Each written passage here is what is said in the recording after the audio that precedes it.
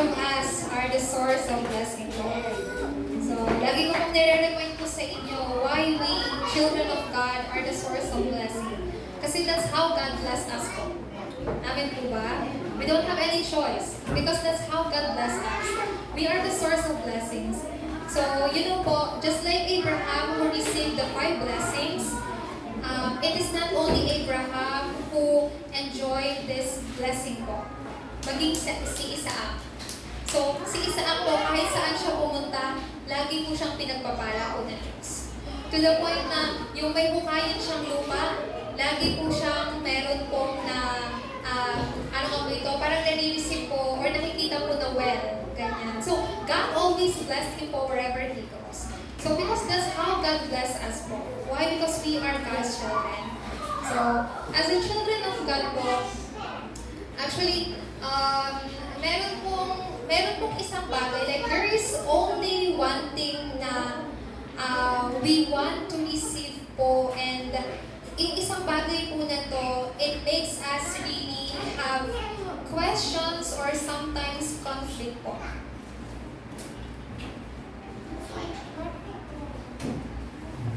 The word answer. Di po ba? Kahit po tayo anak ng Diyos, like, there are times po na we are thinking, how can I receive the answer? O kaya naman, when will I receive the answer? Sabi sa Bible, di po ba? Sabi po ni Jesus na once na tayo ay manalangin po sa kanyang pangalan, tayo po ay kanyang sasagutin. That is Jesus' promise po. However, when we pray po, nagkakaroon po tayo ng katanungan, when will I receive the answer of my prayer? Bakit po? Because we are mostly focused saan po?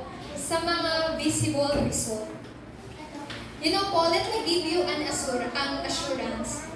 Having no answer is an answer already. Remember that po. Yung hindi kayo tumanggap ng kasagutan, ay kasagutan na po. So, last Friday, our remnant Andrea, she shared the way of salvation to one of her classmates. Because I told her, why don't you start praying? She said, Pastor Sheila, I don't have confidence. I'm shy. Because Andrea and some of our remnant leaders, they knew already how to draw the way of salvation and they know how to share it to others. So one day, she brought her Bible and her way of salvation notebook with her going to school. So what I thought, what is she's going to do? So I asked her, what are you going to do with your way of salvation notebook and your Bible? And she told me, Pastor Sheila, once we have break time, I will draw my way of salvation and will read the Bible. Oh, okay, do whatever you want. And then when she came back to school, she told me, Pastor Sheila, I shared the way of salvation to one of my classmates. I said, really? At first, I don't believe her. But she said, really? I'll show you the evidence. Then she showed me, like her classmates, what's this? Draw the way of salvation with her. Okay, so while she's sharing the way of salvation, her classmate followed the way of salvation. And that's how her classmate accepted Christ. And actually, I told her, what did you do? And she told me, I prayed first. You prayed first. What did you pray for? I prayed, Lord, please give me confidence to share the gospel to my classmate. She prayed just very simple lang po. Because she told me before, she's a kind of child who always tell me, Pastor Sheila, I don't see the answer of my prayer. She's that kind of child. She always told me, I always pray to God, but I don't receive the answer. I don't see the answer. She always tell me that. But one day, she told me, Pastor Sheila, I just pray that God only gave me confidence, and then suddenly, I got confident. And I was able to share the gospel to my classmate. And what I told her, see, answer is not all about things that are visible in your eyes. The answer, the true answers na ibinigay sa'yo bilang anak ng Diyos is already within you. So sometimes po, the reason why we don't receive the answer is not because we don't receive the answer. It is because we are not able to see the answers na dumating na po sa atin.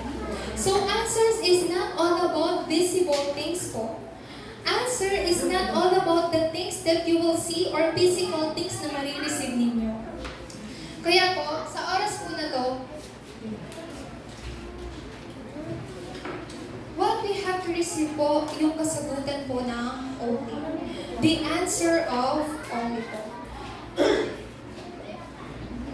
Kasi dito po sa answer po ng only, dito po mag-i-start ang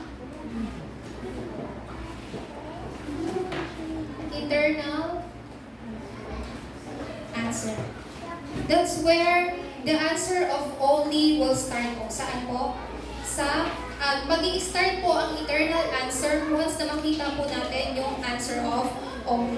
Therefore po, ano po yung pinaka-importante? Pinaka-importante bagay na kailangan po natin gawin and we have to change po is the way we start. If our start is incorrect po, everything will be incorrect. If our start is wrong po, lahat po ng resulta ay magiging mali. Therefore, what kind of start we must do po? Kailangan po natin ng tamang simula. So, ang tamang simula po na to, the correct start to receive the answer of only po. So, by understanding po na kay Kristo magsisimula, ang tamang pagsimula po, maiintindihan po natin na, ito pong si Kristo, He is the only way to change mankind's fate po. Ibig sabihin po niya, Jesus Christ is the only way to change my fate. Sino po ang tanging daan para mabago po ang atin pong kabalaran? Si Kristo po.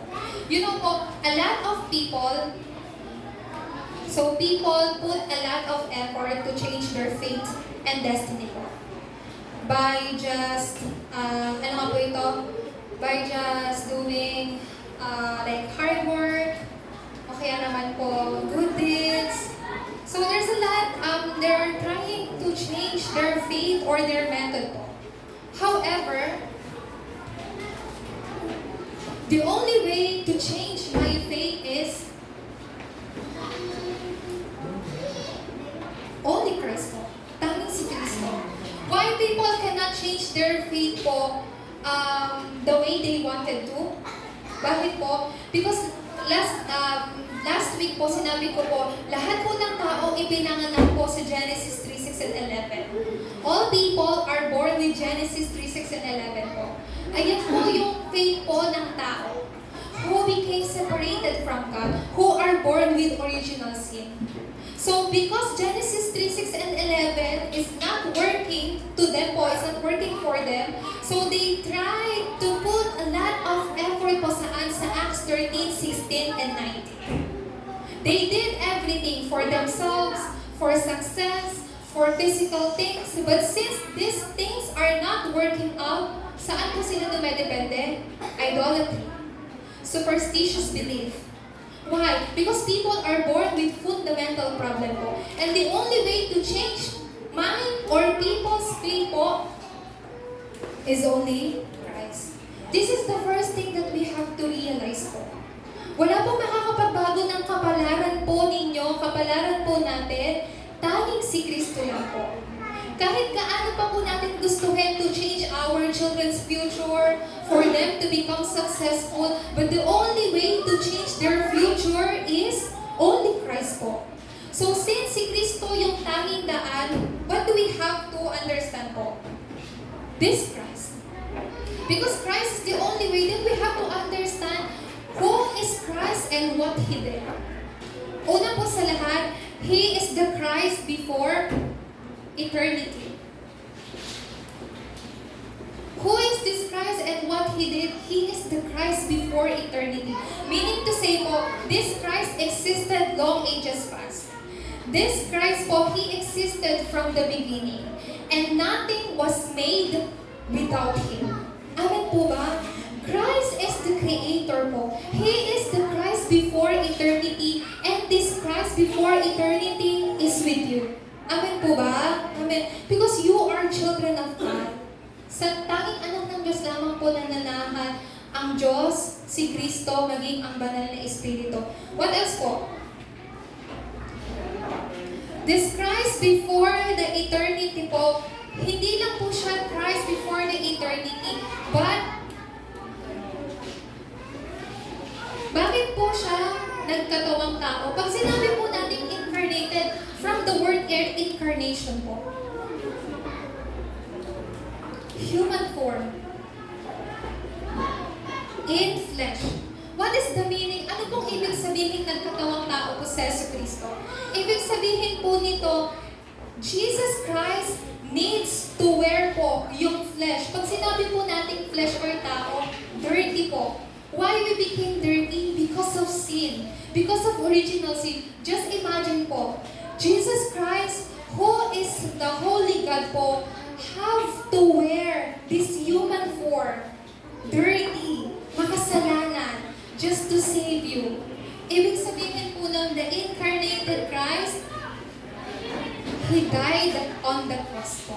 Alam niyo po ibig sabihin ng cross? The death of the cross po ay pag-ibig po ni Kristo. So, ang cross po ay sumisimbolo sa pag-ibig po ng Diyos. The love of God. But then, as we all know, this Jesus Christ, He did not remain dead po, but He resurrected. Christ's resurrection po, Christ's resurrection is the pure evidence that He is God po. This is the pure evidence that He is God, and He, resurrection testifies us po, or give us the evidence that He overcame death, Satan, and even sin po. So, if Jesus overcame death, kasi kapag sinabi po natin kamatayan, tapos na po yun, di po ba? That's the end of people's life. Kamatayan po. But Jesus Christ overcame death po. Meaning to say po, Jesus Christ overcome everything. He overcame everything po, and He is with you. Very simple explanation po. This Jesus Christ who defeated death po is with you. So meaning to say po, you can also overcome everything po. Why? Because He is always with you. Not only that po, because He is the resurrected Christ, hindi lang po siya nag-resurrect po, but He solved. His resurrection means He solved my past, my present, even my future problem. Kaya muling nabuhay po si Kristo. Hindi lang po yun, siya po ay darating bilang Panginoon ng second coming. Turn off. So, He will come as the Lord of second coming po. The Lord of second coming po, it gives us the true hope in Him po. Because He is the Lord of second coming, we can put our hope in Him. Not only that po, He will come as the Lord of judgment. Unang dating po dito na Yesu Cristo to give us salvation. Sa pangalawang pagbabalik niya po, wala na pong grace. Judgment. But being children of God, hindi po tayo makaka-receive po ng judgment. Kasi children of God, ang mga anak ng Diyos po ay nabibilang sa kaharian po ng Diyos. Amen po ba? That's how we are po. That's how we are. This Christ po, and His name po,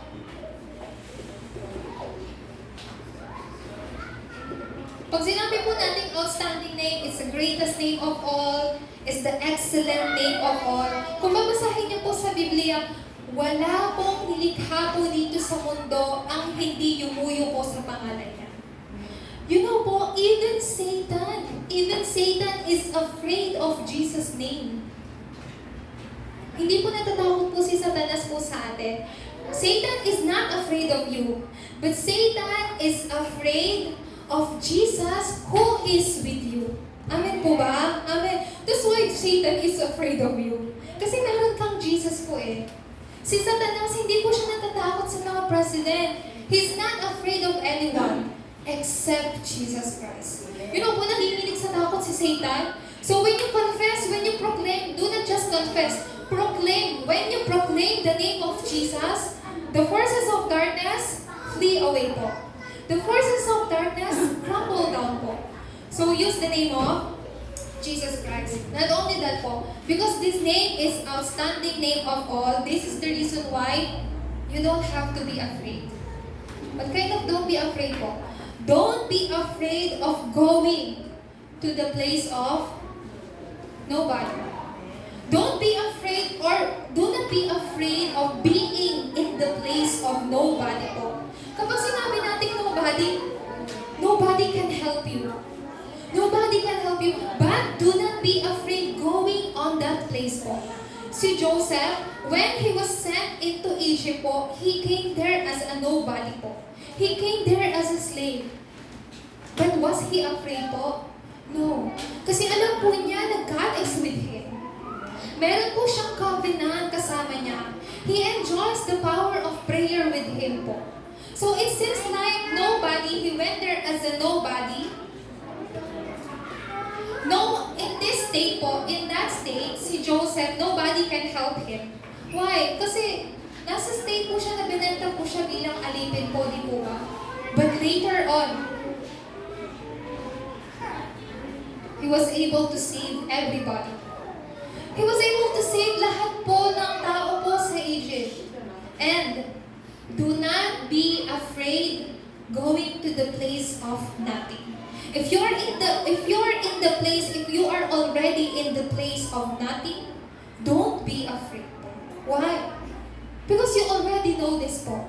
You already know the answer of only Christ. He is the Christ before eternity, the incarnated Christ, the resurrected Christ, the Lord of second coming, and He is the Lord of judgment. These 5 things, ito pong 5 bagay na to, ang kumukompleto kay Kristo. At siya po ay kasama po ninyo. So do not be afraid of going in the place of nothing. Why po? God placed you there to save and revive everything. It seems like there's no way. It seems like there's no way po. Going to the Egypt as slavery, it seems like you don't have any choice. Bakit po? Because you have to live your whole life as a slave. Pero Joseph did not become like that po. It seems like his way is locked. Pero, ano po yun? Going to the path of everywhere po. Ito po yung answer na inihanda na po ng Diyos. Hindi lang po sa mga adults natin, especially po sa mga remnants natin. Remnants, especially this number 3, you really have to understand this. Right now, you may see your situation, you are in the place of nobody, nothing, and no way. But don't be afraid. Why?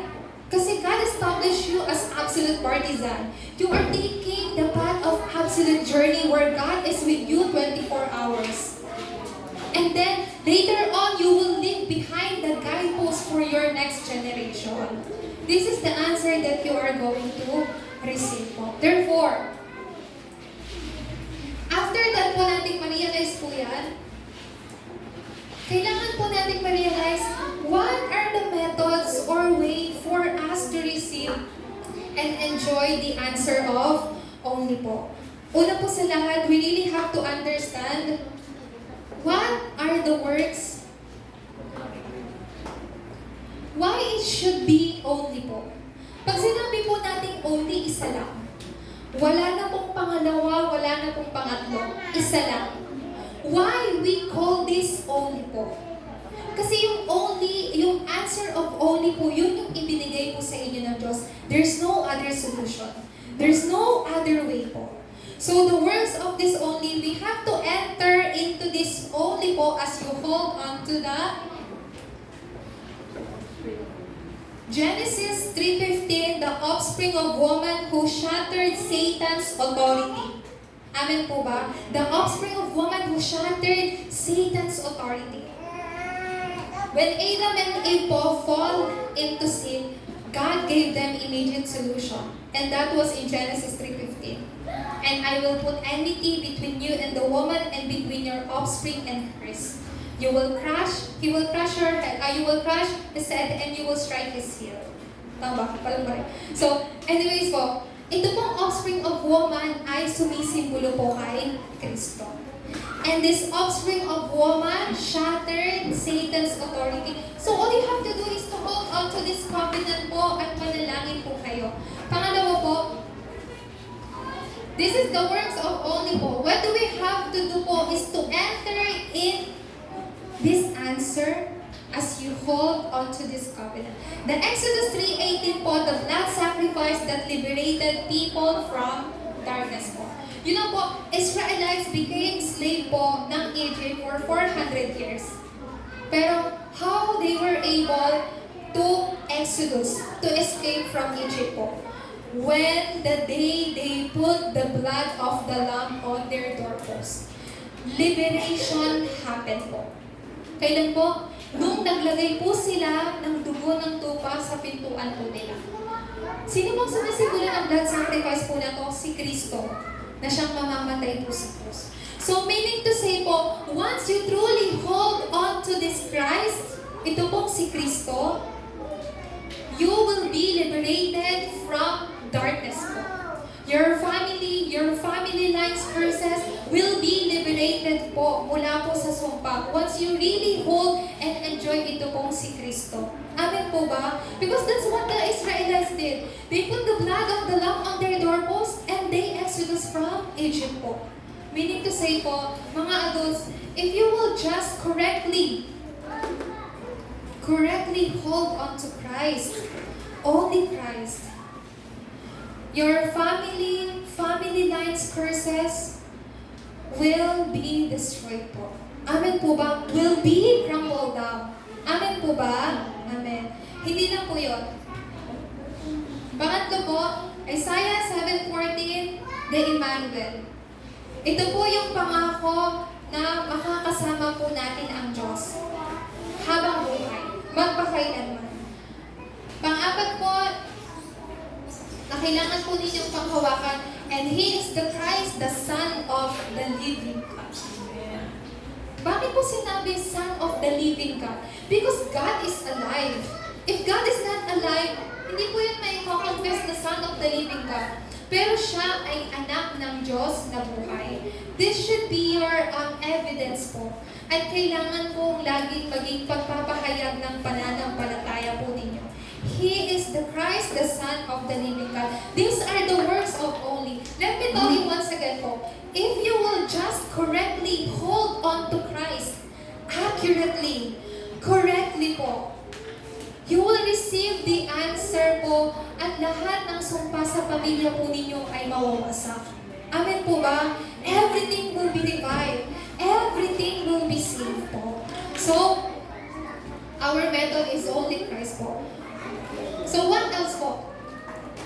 Then we have to know what is the background of only po. There's this background of this only na kailangan po natin mapanghawakan. The background of only first, just always remember po, kapag kayo po ay manalangin po, the triune God is always working po. Always. Once na kayo po ay manalangin, because this is the promise of God po, once na manalangin po kayo, the triune God is always working po. What's the first line of 7 Partisan? May the Spirit of the triune God fill me at this time. That is the best prayer of all prayer po. Di po ba? Pagkamulat po ninyo, sa umaga po, pagkagising niyo po sa umaga, why don't you try this kind of prayer po? Naway ang espiritu ng tatlong persona ng Diyos ay panahan ako sa oras na ito. Have that kind of prayer po, and you will truly see the answer of this prayer. Not only that po, once na kayo po ay nanalangin, ang kapangyarihan po ng trono ay naitatatag sa inyo. Natatanggap po ninyo, not just any kind of power, but power that comes upon the throne po. Heavenly power and a thronely power po. Kapangyarihan na nagmumula po sa trono. Therefore po, hindi lang po ito ang ibinigay po sa inyo po ng Panginoon. This background of only Jesus solved and destroyed the disasters of 3 ages po. He solved, katulad ng sinabi ko po kanina, He solved my past, my present, and even my future problem po. Yung past, tapos na. Ngayon, we are living in the present. So, yung future, hindi pa natin alam po. Okay? Hindi pa po dumadating. Pero you know what? While living in the future, you can already see while living in your present, you can already see your future. Do you know this mystery po? This is the mystery that God has given to His children po. Even right now po, this time of worship, God shows the remnants po their future during this time of worship. Amen ba, mga remnants? Kaya you really have to listen carefully and hold on to God's word po. So, hindi lang po iyon. Hindi lang po iyon. God also gave you the 5 powers or the 5 authorities. He already gave this to you po. The spiritual power. The spiritual power where you can overcome all problems, even Satan's attacks po. The spiritual power that really allows you na madiscover po yung kasagutan po ng Diyos. Hindi lang po yung spiritual power. God gave the gift of intellectual power to our remnants. You know po, how many times Daniel is wise po than other people in his age? 10 times better. 10 beses na mas better po siya kaysa sa mga taong kasama po niya.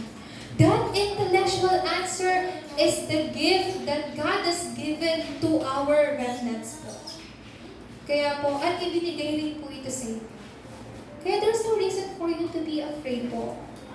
Do not feel disappointed po because God already gave this yung answer po na to. Hindi lang po yun. God also gave you the physical power as well as the financial power. Why God will allow the financial power sa buhay po ninyo? Bakit po? For the sake of, ano nga po ito? Economy of life. Remnants economy. And mission economy po. Paano po natin magagawa po yun? Kapag tunay po nating maintindihan, ano po yung tunay na meaning ng offering po or thanksgiving before God. These are the economies that God will give to you. And once you have these 3 economies po, you will be powerful po financially. Amen po ba? What else po? The man's power. Man's power po, ibig sabihin po, marami po ma-arise or ma-release po ng mga disipulo po. These are the answers, the 5 powers that God has given to you already po. Hindi lang po yun. The background of only is the power to overcome. What kind of power po? The power to overcome the universe. Meaning to say po, the power to overcome the ruler of the kingdom of the earth. Who is the ruler of the earth po? Satan. And God has given you the power to overcome him. Not only that po, mga remnants, listen carefully. God already showed you your future. Through what?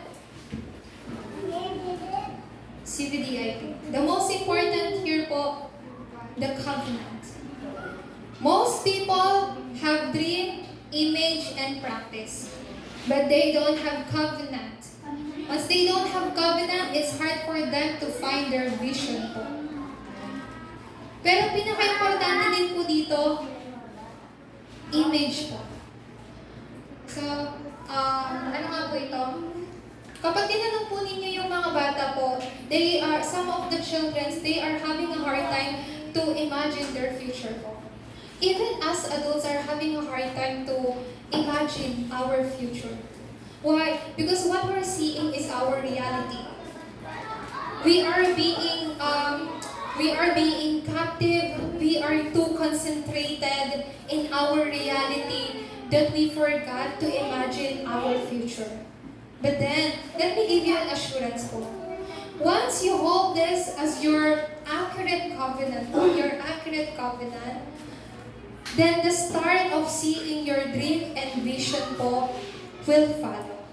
And you will start to imagine your dreams po in the future. All we have to do is this. Practice. So, madaling salita ng practice is to challenge. Ganyan po. At pinakapanghuli, and you will be used as the main figures po. Main figures po ng 3 courtyards, 3-day weekend age, and the holy meditation age po. Sino pong tinawag po ng Diyos para po sa bagay po na ito? Kayo po ay tinawag po ng Diyos to be the main figures of these 3 ages po. What is these 3 courtyards? The courtyards of Gentile, which is 237 nation. The Gentiles of prayer, which is about healing, receiving the healing. And the courtyards of children, which is about raising the summit po. So, yung mga remnants natin, tayo po ay main figures po ng 3 courtyards and 3-day weekend age. What is the 3-day weekend age po? Friday, about healing po.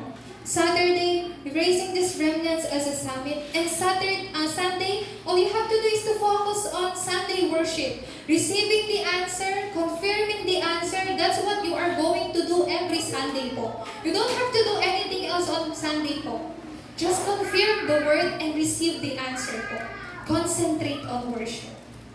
There's a lot of problems surrounds us, but do not be deceived po. Then, pangatlo po, ano po yung method or paraan po ng only po na ito? Napaka-importante po. We must enter into what we say, limited concentration. The key word here po is limited concentration. The limited concentration means po to concentrate with what Christ has given to you. What Christ has given to you already? The covenant of Acts 1, 3, and 8. Focus on here po. Only Christ, only God's kingdom, only feeling of the Holy Spirit po. This is the limited concentration that Christ has given to you already po. Pangatlo po, let's do selected concentration on what Christ will give you. On what God will give you po. Ano po yung answer na tatanggapin po ninyo? You will see the work of God's kingdom happen po sa oras na kayo po ay manalangin. Pangatlo pong concentration na kailangan po natin gawin, oneness concentration po. Oneness concentration where everything will be revived, where everything will be saved po. Why this something is possible po? Because in Romans chapter 12, verse 18 po, ano pong sinabi po dito? Magkaroon ng kapayapaan sa tao, sa kapwa mo, sa ibang tao. Once nakapagkaroon po tayo, alam mo po yung peace with other people po, yung gospel, madali po siyang papasok po, madideliver sa buhay ng ibang tao. Pangalawa po, why this thing is possible po? In Romans chapter 16, verse 20 po, because the God of peace, ang Diyos ng kapayapaan ang magpapayuko po kay Satanas sa paanan po ninyo. Who is God po? He brings you the peace. Why? Because He is the God of peace po. Kaya nga po, once na makita po natin yung answer po ng only, it will be the start po of seeing and receiving the eternal answer po. So in our conclusion po, there are things po na kailangan po ninyo pong panghawakan. First po, let's make our prayer 300% po. My own 300% prayer. Actually po, 300%, pag sinabi po 300% is not just all about the number po. Ibig sabihin po nito, it is to fully extend, fully receiving po yung yung ibinigay po sa inyo po ng Diyos. To fully extend po, natanggapin po or ma-enjoy po yung mga kasagutan po na to. So, paano po natin gagawin po ito? So, to make our prayer 300% po, the keyword is concentration. Saan po tayo magko-concentrate po? Sa 777 prayer po. This is what our pastor said po.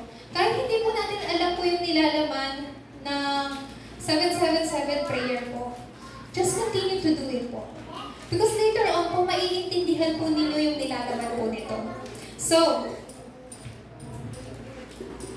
what is going to happen po? Ano pong mangyayari once na you will continue to imprint this in your brain po?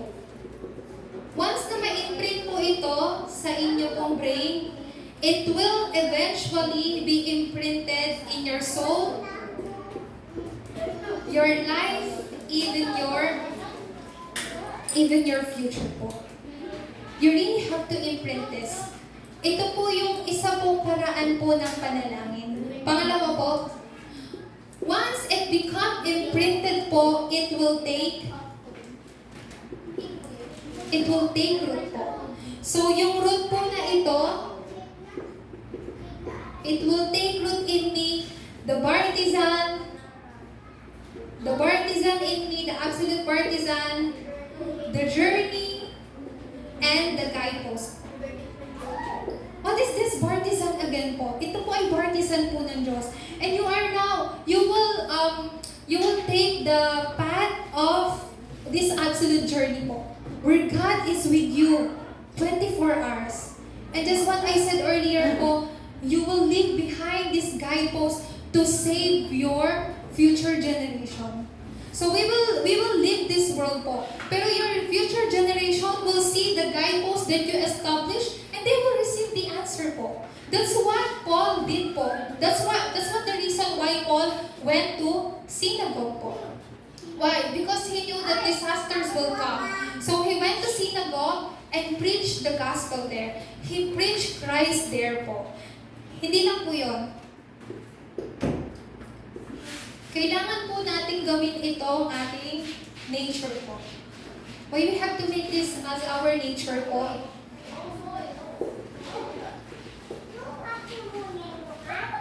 Lahat po tayo merong kanya-kanya pong rhythm. We have different kinds of rhythm po ng katawan natin. But these 3 kinds of rhythm po, kailangan po natin gawin. Morning po. Sa umaga po, alam ko po na abala po kayo, prepare your children, going to school, have a lot of things to do in the morning, but even at least 5 minutes, when you are alone, have this morning rhythm po that restores everything. What will be restored po? Your spiritual, even your health po. You have to utilize this time po to restore everything po. The morning. So, ibig sabihin po nito, time of prayer. Your prayer time, when you are alone. How about at day po? How about during the day? During the day po, reading of meeting. This is the time where you meet a lot of people. You encounter a lot of people. And just remember this one thing po. Sa lahat ng mga taong namimit po ninyo, God always prepare yung blessing po sa mga taong yon. So just remember that po. Di po ba?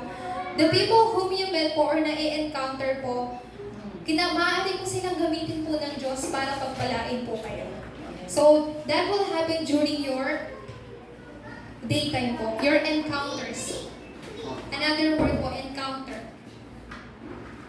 How about at night po? Do not just spend your night uselessly po. During at night po, do the rhythm of masterpiece. The masterpiece po that change your future and your life. Actually, napaka-importante po nito. So, bakit po siya importante po? This is the way to receive the answer of only. The way of seeing the start of eternal answer po. So, just by holding, sorry po. What I mean po, starting from today po, why you and I hold to only Christ po, this gospel accurately. Starting from today, why don't you pray to God like this po? Lord, starting from today, please help me to hold onto the gospel, onto only Christ correctly, accurately. I do not want to know Christ just the way people know about Him. I want to know Christ because He, Because He is my unique solution. Si Kristo who solved all my problems on the cross. Si Kristo who is with me even now. Amen po ba? Amen. So tayo po ay manalangin po at tunay po na makita po natin yung kasagutan po ng Panginoon. Let us pray. Our Father God, the Triune God, Panginoon, salamat po sa oras po na ito. Lord, even at this time po, Panginoon, tulungan niyo po kami na makita ang kasagutan na inihanda po ninyo, Lord God. Tunay po na magkaroon po kami ng oras upang mapanghawakan ang kasagutan po ng only, upang ito po ay maging simula na makita po ang walang hanggang kasagutan. Ito po ang aming dalangin sa tanging pangalan ni Jesucristo. Amen. So, one last thing po, as you enjoy this answer throughout this week, so it is hard to change the people around us. Sometimes we beg them to change. Tama po ba? But just to tell them, please change, it won't happen po. We have to change ourselves first po.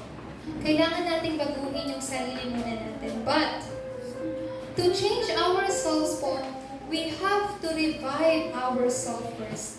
Then how can we revive ourselves po? Through only Christ. Through only Christ. Once you revive yourself po, you will change yourself, and then even though you don't put effort, but people around you will start to change po. Amen po ba? That is the answer and blessing na ibinigay po sa inyo ng Panginoon. Kaya at this time po, as we meditate upon the message that we receive, let us confess this praise po, Jesus is the Christ.